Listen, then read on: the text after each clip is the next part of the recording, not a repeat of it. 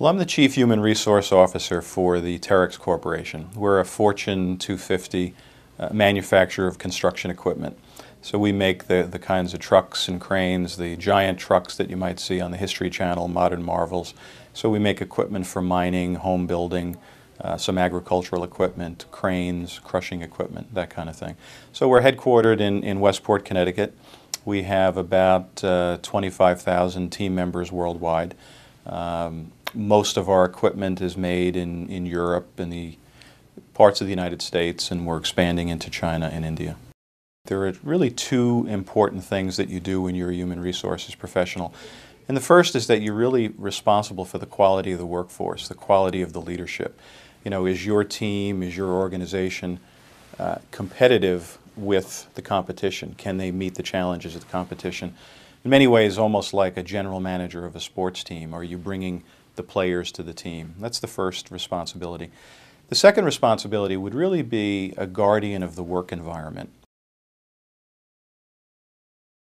CEOs are recognizing that if you put together a world-class team and you create a world-class environment, there is a correlation between those two things and good business performance. And I think the ILR school teaches principles and programs that in fact prove that out. And I think that the ILR school provides a series of tools for students to come into the workforce and help kind of create the kind of environment that will really allow people to do their best, to give their best, and to succeed. I think today the ILR school continues to be really cutting edge in terms of what's going on in the world at work. And they try to stay in touch with organizations really throughout the world and are doing research in certain topics that are of importance really to most companies today. And by staying in touch with the ILR school, we're able to kind of tap into that body of research and apply it in a practical sense day in and day out.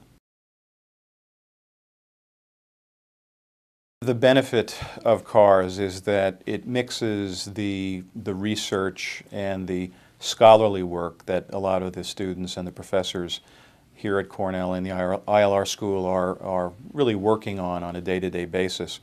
But it mixes the practical experiences that senior human resource professionals have in virtually in every industry. And so you're able to take a practical experience, a real-life challenge, and sort of mix that with the CAHRS research. So I think that, you know, both the faculty and the HR professionals out in the field really working together is what makes CAHRS particularly powerful.